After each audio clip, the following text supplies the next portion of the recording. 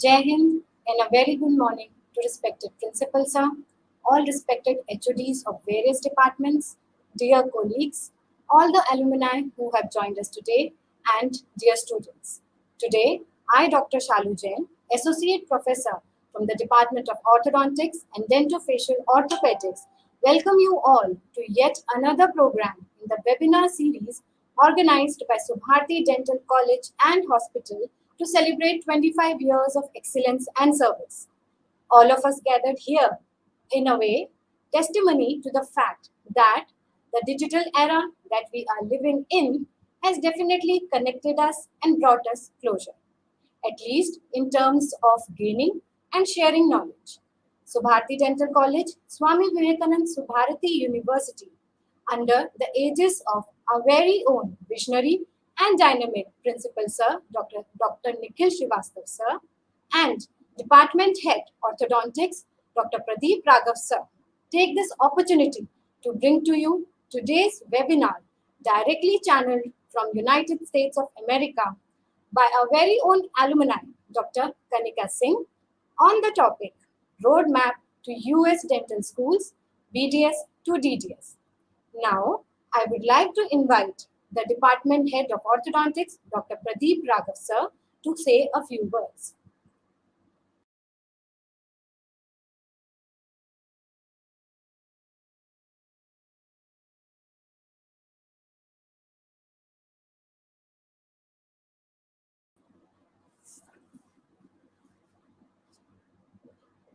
Good morning and Jai Hind, dear friends.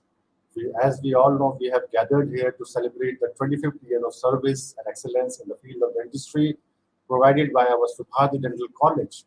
And for sure, nothing would have been planned better than planning for alumni lectures.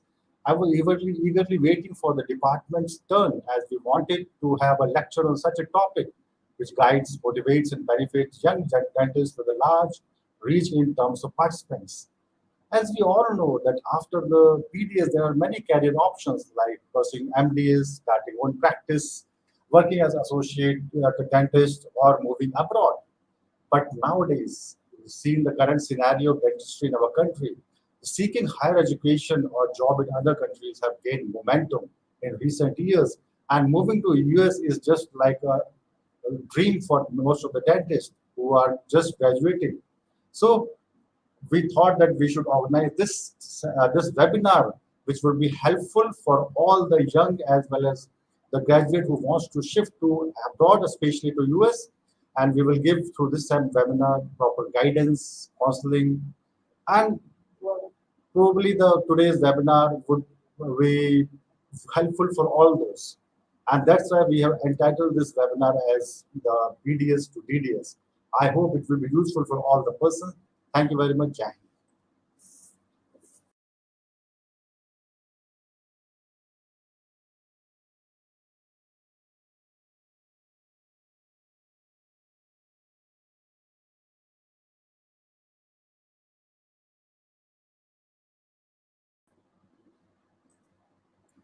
Thank you so much, sir, for your kind words. Before moving on to our guest lecture, I would like to introduce our guest speaker for today, Dr. Kanika Singh. She is currently living in Michigan, US. She passed the National Board Exams Part 1 and 2 in 2020.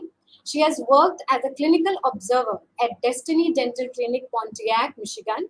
She is certified to take dental radiographs by Michigan Dental Association. She has also worked as a treatment coordinator for Signature Smile Orthodontic Center Invisalign.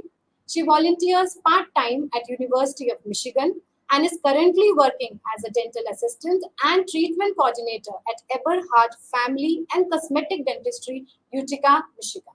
She has numerous publications to her credit. So, without any further ado, let's begin with today's lecture.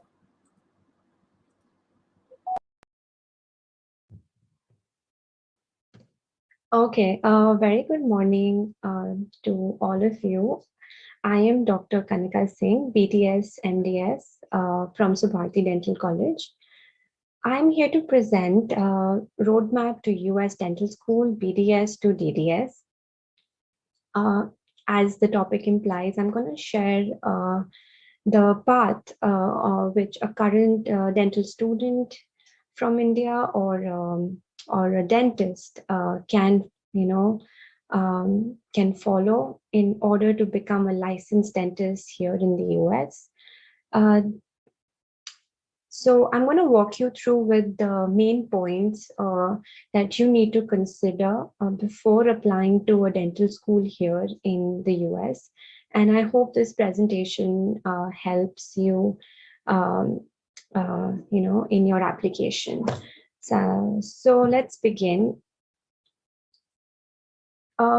As you all know, DDS is a Doctor of Dental Surgery.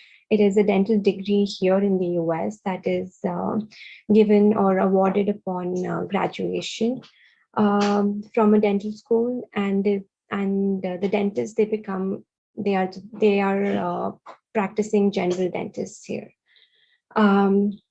It is the same as what we dentist in India earn a degree, right? We get a BDS, that is Bachelor of Dental Surgery there. So they call it DDS. Now, various dental schools and university, they call their degree as DDS, or they would call it DMD. So, so do not be confused with what if you are looking through a college and they say they award a DMD degree to their students. So that sometimes is confusing to some dentists, and they go like, I think we were applying for DDS, and what is it the same? So it is actually the same degree for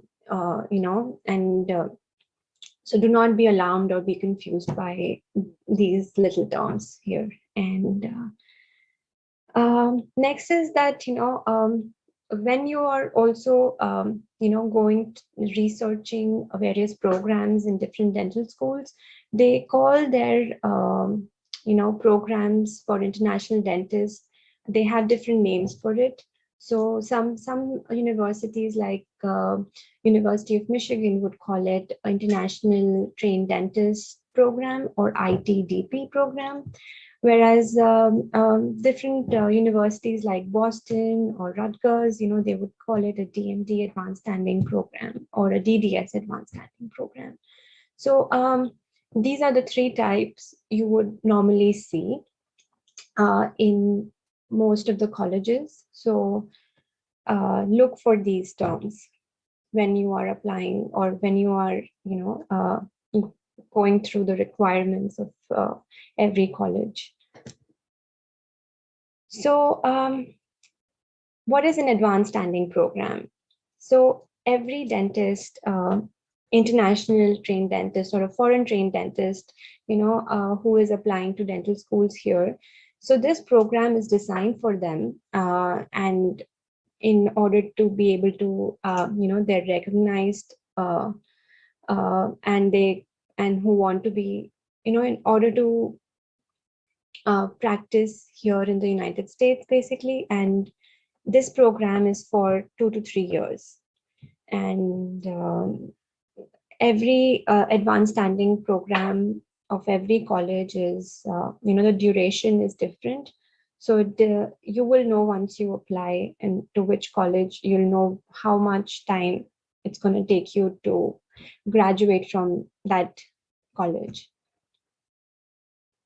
So where do you start? And that's a question, I also had when I was applying.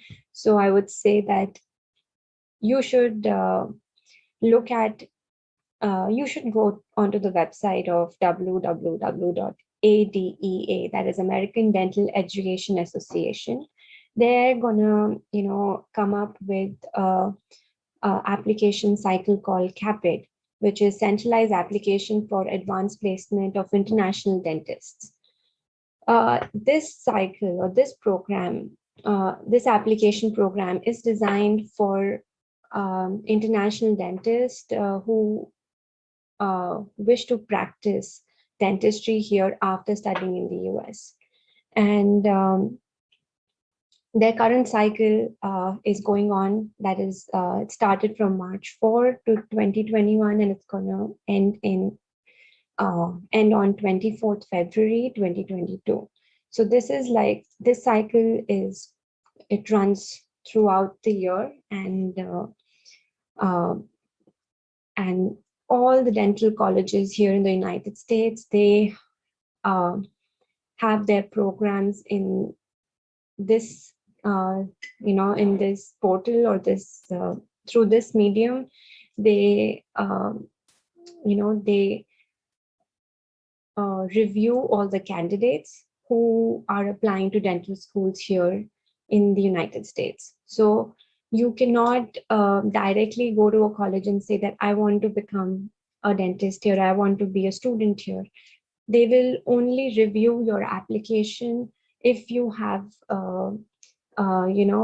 if you're going to send it through this CAPIT cycle. So you have to know what it is and what are the requirements and how you can complete this cycle. So this is what I'm going to talk about, that how do you start, and how do you start, you know, to how do you process the cycle, and how do you complete all the requirements provided in the cycle. So you have to first research what programs and what dental schools you want to apply to. Then you have to collect all the materials. Like you have to get your evaluations done. You have to get all your standardized test results. You have to get letters of evaluation from your mentors and professors. You have to build your CV, and there are many, many other things that I'm going to be talking about here, how you can do that. So first we come up to, or we talk about, is ECE. ECE is the Educational Credential Evaluators. There are other credential evaluators here in the US, but for the CAPIT cycle, ECE is the most accepted. They, all the colleges here in the US, they would want your, your degree to be evaluated by the ECE. So what is it? It is basically ECE, they compare what studies have been done in your home country and to the studies done in the US, and then they grade your course or the study that you've done. They score it and give a grade point average out of 4. So EC evaluations are actually important for the graduates or dentists who have been awarded their degree and or who have finished dental schools. So they have to go through this ECE evaluation process. Also, when you are doing the ECE evaluation, you would want them to know that what is the what is the highest percentage for your university. Like they would need, and I'm saying this is because ECE doesn't know that, for them, if you are getting 91% or 99%, that means you will get for them it's the highest score, and they would give you they would grade you A, or they would give you 4 on 4 for that. But if if you're getting a 70 degree, if you're getting 70%, and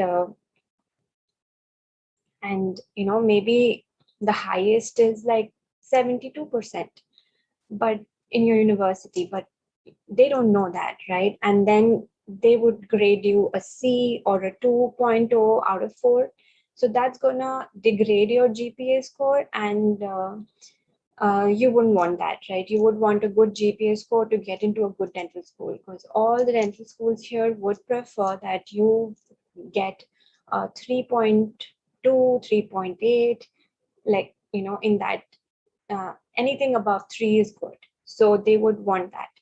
And so just make sure if your university has the highest score of 70%, then make sure that with all the evaluation letter or the evaluations that you're sending to them, you include a letter from your university saying that the highest has been 72 or 75% for our university by the registrar. So that would help them evaluate, give you a fair evaluation. You can log on to their website and make an account. It is a very easy process, and you could the cost of the evaluation will be $195. The documents, so on their website, they have requirements of documents, like what for every country they have a set of requirements, what they need from the students. So you need to get a university attested copy in the sealed envelope for your degree, your statement of marks and transcripts, and your internship completion certificate. So these are the three most important documents that you would have to get university attested here. Now, also because of the COVID, most of the most of the colleges are also sending electronic transcripts or documents to the ECE, and you can do that by submitting at ecemail@ece.org. But you can also use a third party like TrueCopy, who will be the middle person to send your all documents from your institute to the ECE. So there are various means now, because the mail, if you do the mailing system, if you go ahead with the mailing system, it's going to take a long time. So I feel this is a more convenient and less expensive way to send your documents to the ECE. So as I said, you have to create an account, complete your application, fill in your personal details, and you have to make payments. Submit your document at you need to have an email from your institution, like who will be sending your documents, scanned documents to the ECE. Okay, so this is what ECE application looks like here. Like once you are done, you would have to send your course by course report to your CAPIT cycle. That is, you have to do an electronic delivery to your centralized application. Whereas you would also have to send in the course by course report to your Joint Commission on National Dental Examination. This is actually important before you send your EC evaluation to your CAPIT, because before doing that, you would have to take a standardized test called Integrated National Board Dental Exam. And to give that exam, you need to, before that, you have to send your ECE evaluation to JC and DE, who will then give you credential or will give you an eligibility letter so that you can apply to that, you can apply to a national board exam, and you can sit and give that exam basically. So for that, these are the two places that your EC evaluation are going to go to. So yeah. Coming on to the next main topic, that is the standardized test, one of the standardized tests that you have to pass before you start your CAPIT application. That is your Integrated National Board Exam. So this has been a recent change, Before this, it was called National Board Dental Exam, and it was divided into two parts, part 1 and 2. But now it's been integrated. Both the parts have been integrated into a single examination, which takes over a period of 2 days. And for an international dentist perspective, most of the international dentists who wants to take this exam are basically they have passed their training from a non-CODA dental school. So that is a CODA is basically Commission of Dental Accreditation, and we fall in that category. So we are eligible to take this INBD exam, and a current student or a dentist, they both can apply for this exam. So coming on to the dates first. So as I told you, part 1 and part 2 were the tests that were taken before INBD came in. So part 1 was discontinued last year on 31st October, whereas an INBD, it basically it started for students from 1st August of 2020. Whereas there are so many students who have actually taken part 1 before 31st October. So for them, part 2 is going to be available till 1st August 2022. So for current students or for someone who hasn't taken part 1 before, will have to take the INBD exam. They cannot take part 2 and then take INBD exam, right? So, and for students who have taken part 1 before 31st October, they still have time to give their part 2 and before it's discontinued. Also, there is a fees of $750 for, there is a generalized fees of $750 for giving the INBD exam. And for the international dentist, there is an additional processing cost of $235. There is $40 for additional report. So most of the dental schools, even after you send your report, your INBD score report to the CAPIT cycle, there are many schools who would want you to send them your NBD scores directly to them. So they would, so for that, the the site is gonna, the ADA, American Dental Association, is going to charge you $40 for every report.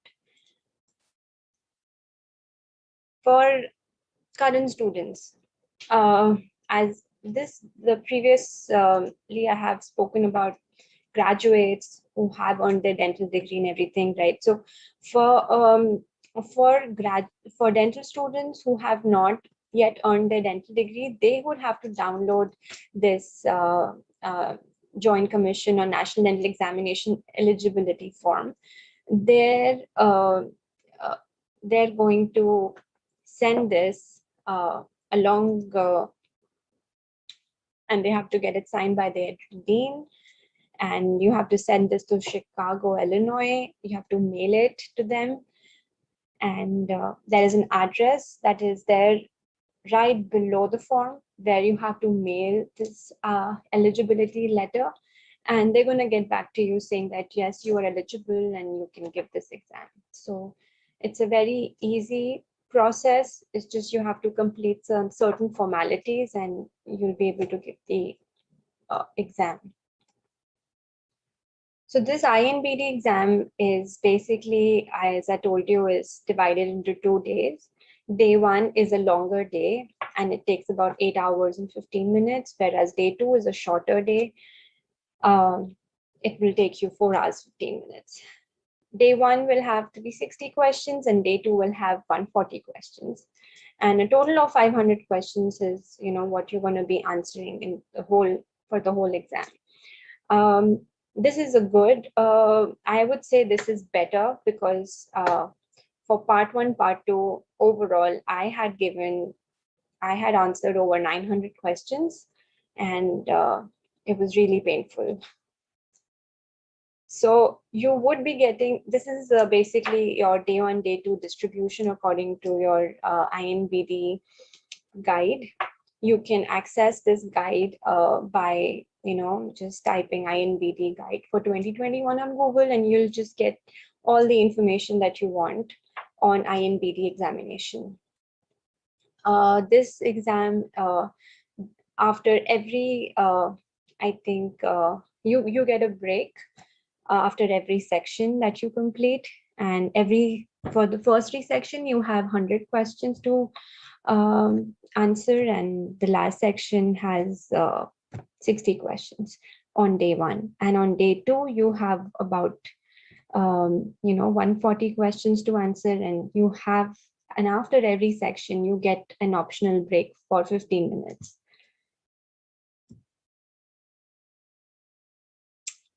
Coming on to resources. So when you are studying for your INBD exam, I would say you should consider your own notes that you have made for, when you were in your dental school.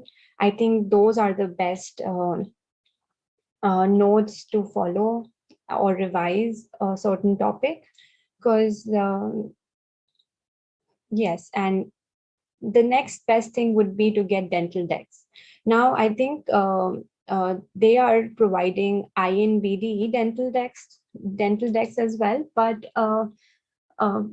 I think for students who have recently, because this exam is new, so most of the students, I researched that they were studying part 1, part 2 dental decks for their INBD exam, and it really helped them. So you can go on the dental decks online, like you can find them online and order it. And also some old released exam papers by ASDA would help in just grasping how and what type of questions they're going to be asking for the boards. And I would suggest you could also join some Facebook study groups where they have, I say this because a lot of students I have seen in the past, in just a couple of years, like they are sharing more information about their exam, about their test. So you could join an INBD program study group or something where, they would be sharing what kind of questions they were answering in during the exam. So that would definitely help you in studying. And also there are different kinds of book here where which you could buy and study from. Out of the 3, I think I have just studied from First Aid.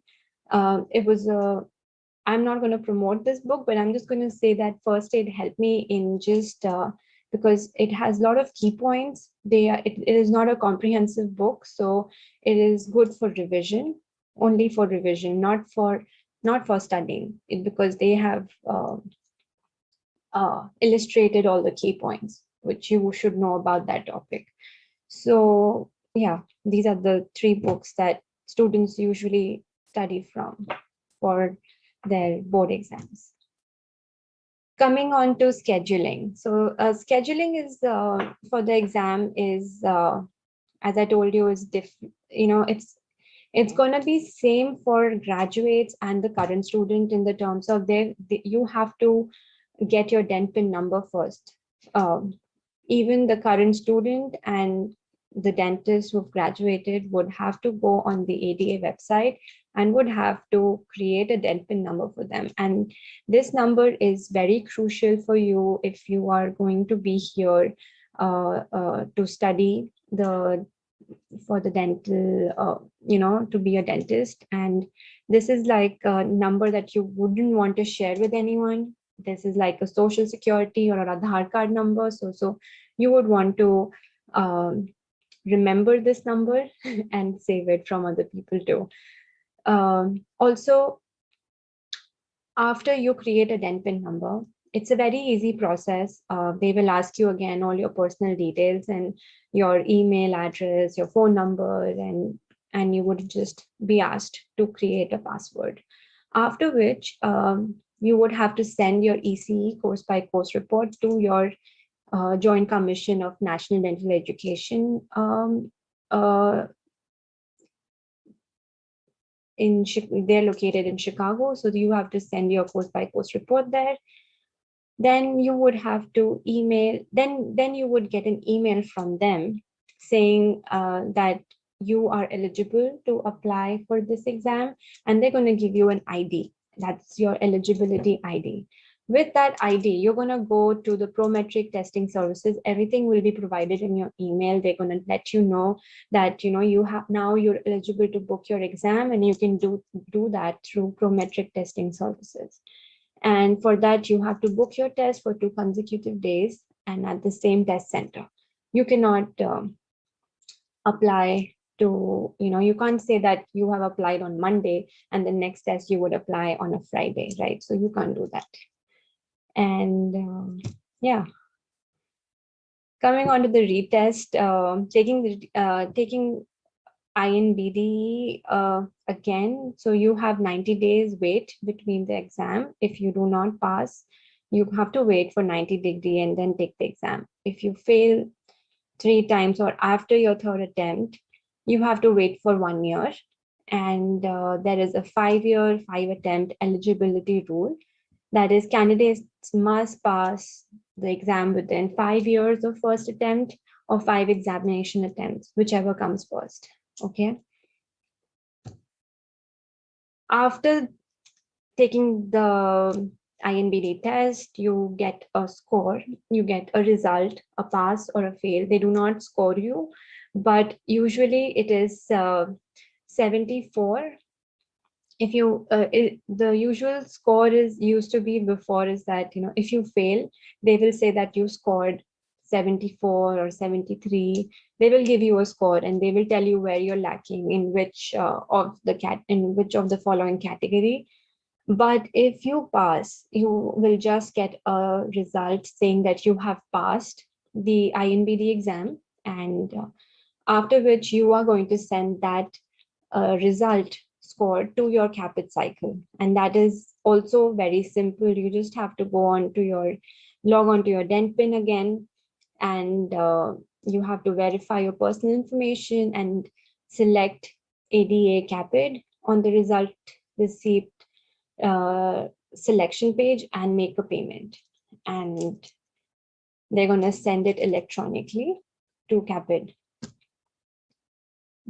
So the third most important, so this is the second standardized test that you have to take actually. And the third most important point is taking a TOEFL for your CAPIT cycle. And this is an English proficiency test that every international student have to undergo. It costs for $280 and you have 4 sections in it, in which this is the score out of 30, and this is like the most desirable score, but a 95 score plus is recommended for international dentist. So now coming on to, we've talked about what is a CAPIT application process is, right? How you are going to apply to all the advanced standing programs in that cycle. And for CAPIT, EC evaluation, TOEFL, and INBD exam, these are the 3 main important categories which you have to complete before even you start your CAPIT cycle. So yeah, coming on to ADA CAPIT application. So this is just a quick guide to what an ADA CAPIT application looks like. It's gonna have 4 categories, like it's gonna have a personal information category, an academic history, supporting information, and program material. So in each of these categories, you have to complete subcategories, and you have to just add some information that you already know, you already have, and in your yeah. So you have to create an account first, and after that you have to submit your score reports to them, your evaluation, like you have to send your ECE evaluation, your INBD, and your TOEFL score report to the CAPIT cycle directly. So it's gonna and this is all done online. You don't have to submit any papers to them. And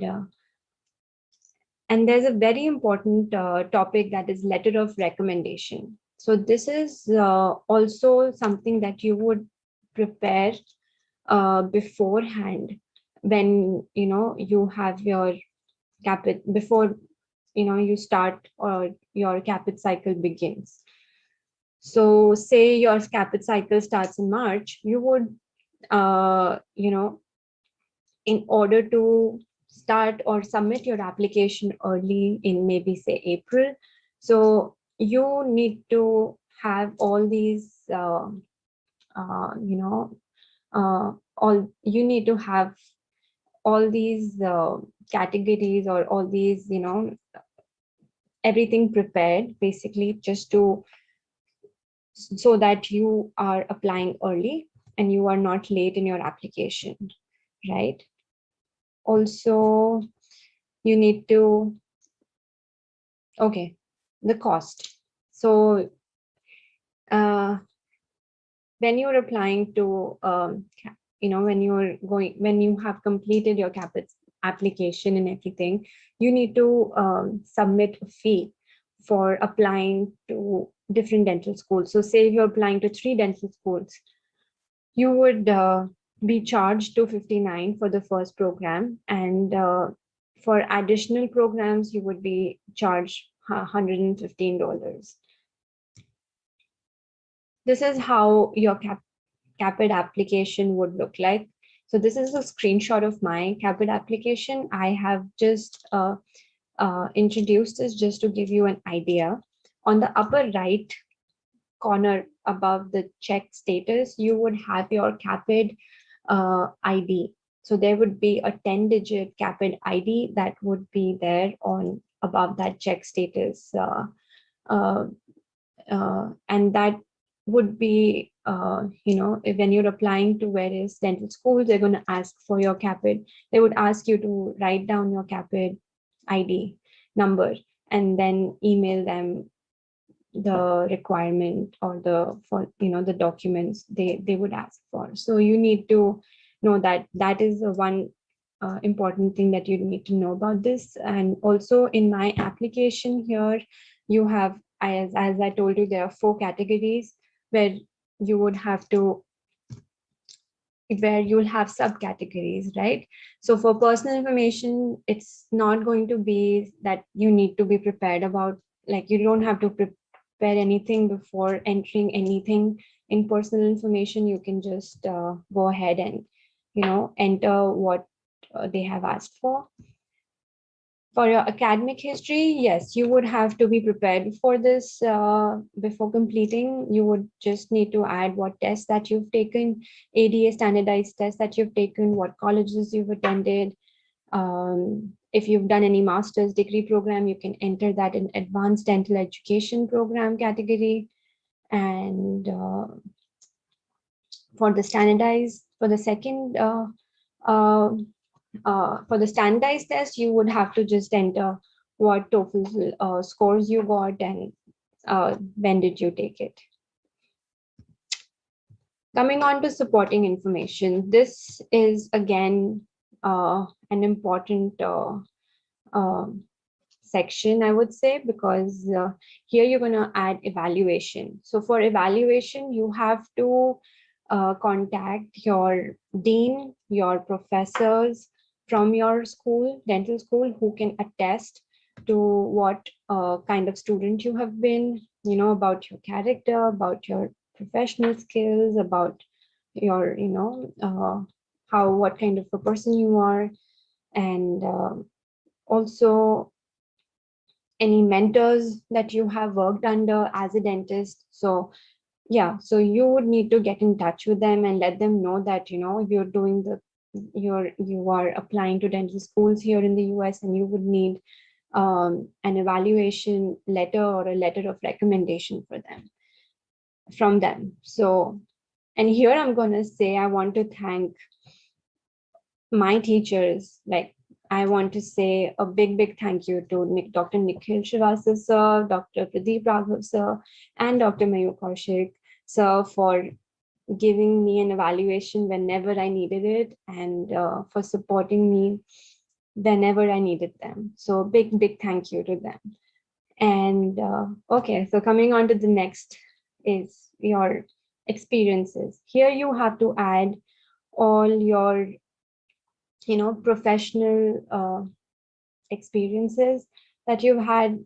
It could be dental related, it could be a volunteering activity, it could be any employment, like you're working under a hospital or in a college. So you can enter all that information in experiences. Coming on to achievements. In achievements, you would add if you have done any publications, if you've awarded any, so say if you've been awarded with any certificate for uh, like, if you've been awarded any certificate by a university or college, you can add that in your achievements. Your dental license, you have to add in this license section, where also the last is the personal statement here, which is a very important part. Personal statement has to be, it's basically an essay that you have to talk about yourself. You have to write about yourself, that why you want to be a dental student here in the United States, or why are you even interested in dentistry. So you have to basically write a story about yourself and what you've done so far, and what are your goals, and what you want to, why you want to be a dentist here, basically. So yeah. So as I said, evaluations, you need to get an evaluation from your dean or your principal of college. Most of the colleges have that requirement, that you would need um, a letter of recommendation from your dean. It would be your professors, or second, and there has to be 3 evaluations. So you need to complete you need to um, prepare your evaluators beforehand, and you need to also explain to them that an email request would be sent to them when you enter their detail in the CAPIT application, and these evaluations are submitted by evaluators themselves. They need to complete it electronically. They cannot mail it to the CAPIT cycle. Also, you can edit and delete requests that are in requested and accepted status. So that I'm gonna show you by this. Yeah. So if you can see here, the evaluation, you have 3 stages. You would request an evaluation first, then it would go into an accepted stage, where the evaluator has scanned their letter into the system, but they have not submitted it. So that's an accepted, you get an accepted status there. And when they have submitted their electronic evaluation to the CAPIT, it becomes completed. So when your application, if it's in requested or accepted stage, and if you decide that you want to change your evaluator, you could do that in that stage. But if it's in a completed stage, you cannot change it. You cannot delete it, or you cannot make any changes to it. So that is one point. Coming on to experiences, I just shared with you that you need to enter all your professional experiences. And these are the various types or categories that you would see. So if you have done a teaching, if you volunteered, if you are good at any extracurricular activities, you could add that in this section. Then achievements, all the awards or presentations you've presented, publications you have, you can enter here. Personal statement has to be your 50 to 100 letter or approximately 850 words. They have a word limit to it, so you cannot go on and on about yourself. So you just have to cut short or talk about the most important, your achievement or most important, dental related work. If you've done and you're very proud of it, you could mention that in your personal statement. So when you talk about adding programs, so there is so just next to my application, there is a add program section. So when you go into that, you would see a list of programs that you would want to add, and they would be automatically go into your program materials. That is the fourth section that we were talking about here. The fourth section where you have to, you will have information about whichever college that you choose, that what is the deadline, how much, what are the requirements of that program from that college that you would have to complete. There would be supplemental questions in that you would have to complete, right? And also they would provide you a link to their website for additional information on cost and stay. So you can complete all the requirements that is there in the program material, and just click submit application, and your application would go to that program. It will go to the college, so they can review your application and then they'll get back to you.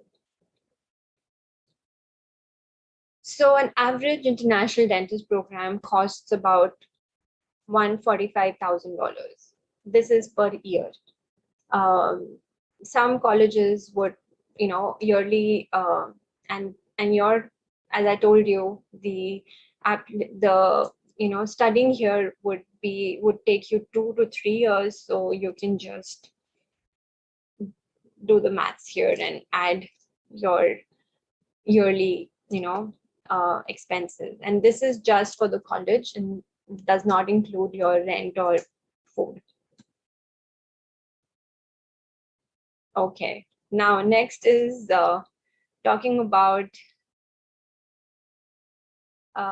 so once you have completed all your requirements, that if you've submitted your standardized test, so you can always go on the check status, and once the CAPIT receive your standardized test results, they're going to see received, and it's going to be in green. And if you have not completed it, it's going to say it's just gonna say something in like red, like incomplete, or received 4, waiting for 1, right? So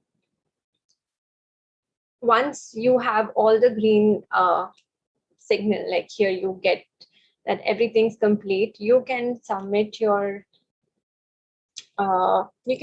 application to the programs. Like I've submitted here to the MD Advanced Standing Program to Boston, and it shows complete. I can download my application in a PDF form, and which has all the details that of the whole application. So it's just They convert the whole application in a PDF form and send it to your college. Next is your, so this is an exception. As I told you that if you come here to be a dentist, you would have to go through 2 years of school and a lot of, you go under a lot of debt. But if there is a dental, there is this school, there's a state in the United States, that is Minnesota Dental Board, does provide you with a DDS degree, but for that, and this is what they say on their website. They say a graduate of dental college in another country must not be disqualified from examination solely because of the applicant's foreign training. If the board determines that the training is equivalent or higher than that provided by a dental college approved by Commission of Dental Accreditation of American Dental Association or a successor organization. So they give you a limited general license, that is the LGL license, and you have to work under a dentist for 3 years, and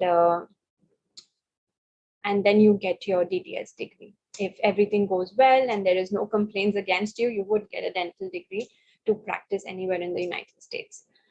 When you submit your application, the Minnesota Dental Board will come up with 3 board decisions. Like they would give you an eligible status, or they would request more documents if they think that they would need. They need more documents from you, and which you would have to submit within 60 days, or they could request, they could deny your request. Okay. So for that, if suppose they, so the step 1 is basically to first apply to the Minnesota Board of Dentistry, and you would have to send all your documents. Like I told you, for CAPIT, we require EC evaluation. For Minnesota Dental Board, you would need evaluation from Foreign Credential Service of America. They do not accept ECE or WES or any other company. So you would have to go on their website of Foreign Credential Service of America and submit your documents to them, and then request to submit it to the Board of Dentistry of Minnesota. Then you would, after which you're gonna pay a $200 non-refundable fee.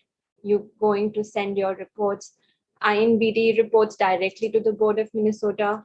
You're gonna also directly report your TOEFL score report. You have to send in your resume or CV. You have to send in your diploma course you have to take a course on infection control. That is all there on their website. The links are provided there, which you can go into and take this test. And there are going to be certain questions that they would want you to answer. So you would have to reply to those questions and send that to them. After everything, sending all these information to the Board of Ministry, they're going to review it. And if they think that, you pass all the, requirements, they're going to ask you for an in-person interview. And then you would go for a Minnesota bench exam, board approved clinical exam. So this exam is you need to pass it within 18 months. And when you pass all these exams, you're going to get the LGL dental license to practice. For the interview, you need to present a case, and you have to submit 3 patient records electronically. Basically, you have to submit 3 patient records where you were a treating dentist, and reflect your diagnosis and treatment. Basically, you have to present cases from your previous workplace, and you have to also support it with radiographic surveys. And you need to work under a supervising dentist for a period of 3 years, as I just mentioned. So I feel this is also another way, a less debt way, like where you have to pay less money and you can get a dental degree. So it depends on, so this is also, I mean, this is the just one exception that I could find. I'm sure there must be other ways too, but because every state has different rules here for practicing dentistry, so you have to review each state's requirements. If you fit into it, it can be a good match for you. But overall, for all the dentists, international dentists who want to come here and practice here in the United States, they have to follow the CAPIT application cycle and and apply to the colleges they want to, and wait for them to get back to you. Lastly, I would just like to say that if you are interested in applying to dental schools here in the US, you just need to be prepared, and you need to know what exams you're going to be taking. You need to prepare for them too, and apply early into the cycle. That would help you be getting noticed by the dental schools, because they get like thousands of applications and they review on first basis. So if you apply in early, you have more chances to be noticed and get an acceptance call or an interview call. So yeah, and also I would like to wish students who are applying all the best, and I hope I've cleared any doubts, or I have been, I've tried to help in delivering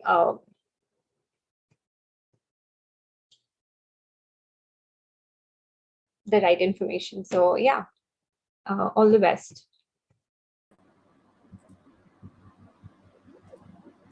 Thank you so much, Dr. Kanika, for throwing light and sharing knowledge on this topic. You have clearly showed the essential steps that one needs to take to become DDS. And I'm sure that all of us must have benefited and have gathered many points of interest. But before concluding, I'd like to ask a simple question from you. That is, you have studied and worked in India, and now you are there in the United States of America. What difference have you found in the functioning and patient's attitude in both the countries? Please throw some light. So I would say that, working in a dental setup or a clinic here in the US, it's obviously the patients are different. As we see in India, uh, I think one highlight moment I would say is that when I was doing observership, and like now I'm assisting all the dentists here. So for a simple restorative procedure, they give local anesthesia. Uh, that was something new to me. I did not see that in India. I did not see them here. They say a shot. So they tell the patients that you're gonna get a shot before having a filling done. So that was something new to me. Another, in terms of procedure, I would say I see a lot of crown preparations here that the dentists do, and for every crown preparation they use a retraction cord. So that was something I think I did not Probably I was not exposed to those procedures back in India, but as far as I have spoken to my peers and colleagues in India, they don't use it for every patient. Like they don't use retraction cord for every patient. So another difference I would say would be the insurance. The cost of a dental procedure here is a lot, I would say, as compared to in India it's way more affordable, and it's way more accessible to patients. Whereas here, if you do not have if you do not have insurance, you are just you cannot afford a dental treatment, and those patients have to go to like affordable dental care, or to charity, or they would have to go to dental clinics who you know who would do it for free. Like there are many charities open here who help those patients who do not have insurance, so they have to go to them, and they have to find other means basically. But yeah, I think the cost is a way more for patients here, and not everyone has a dental insurance here in the United States. So I think that's a big difference that I see here as compared to India. And one more question, Kanika, Mhm. that did you do any additional course to that helped you in joining the as a treatment coordinator where you are? So any So additional course is So I required for did certification, and I it's just that because I have a lot of experience. I have a BDS and MDS degree from India, and I did observership, and I have a work permit. So that actually, having a work permit really helps you to go out, reach out to dental clinics, and apply for jobs. Because before I did not have a work permit, I could only do observership, volunteering activities. I could reach out to University of Michigan professors. There are like other mediums if you do not have a work permit. But having a work permit actually helped me in working here as a treatment coordinator, and as an assistant. So that is one thing here. Okay, thank you so much, Dr. Kanika, for giving us and enlightening us so nicely about this topic, which is actually not available anywhere on internet also. No, thank So, you so much for having me. I am I'm really thankful to Principal Sir, Dr. Nikhil Srivastav Sir, for giving me this opportunity, and Dr. Raghav Sir for in for trusting me to be here, and talk about a topic which would help everyone, not even like uh, graduates, and also the current students. So yeah, thank you. so now I would like our respected Principal Sir, Dr. Nikhil Srivastav Sir, to please come and say a few words and present the speaker with the certificate.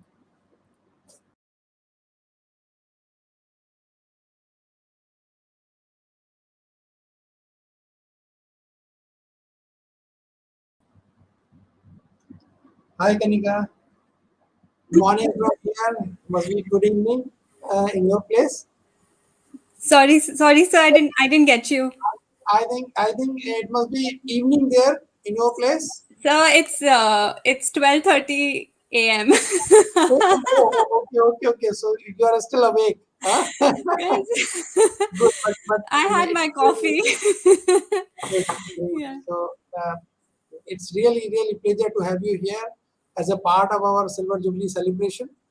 You must be aware that this year Subharti Dental College is celebrating 25th year of excellence. Yes, sir. And we wanted to have a physical gathering here, but because of the corona it was not possible. So we thought that okay, throughout the year no, we will just like to invite our own alumni as well as some good speakers who can throw some light, who can enhance our knowledge, and we all can be benefited. So your topic was little different. Yes. Not many, but yes, there is substantial number who want to go abroad, particularly US, and settle down there. And you have given them good guidance. Thank you, I sir. think they must have been benefited out of your lecture. And yes, if the conditions improve, we would like to have you here once again. See your own department once. Share your experience in US and then what you have been doing here in India. So there has to be a good collaboration. Definitely, sir. So thank you so much for having me. I am really, really, I was super excited when I got to know about that I will be one of the speakers. It's a real privilege, and I'm really, really honored. Thank you so much. Thank you, Kanika. So, on behalf of Dental College and Subharti family, kindly accept this certificate of appreciation for Thank your you, sir. wonderful lecture. Thank you so much. Thank Thank you. you very much. Enjoy. I hope to see you again. Bye-bye. Definitely. Bye-bye. Bye. Bye.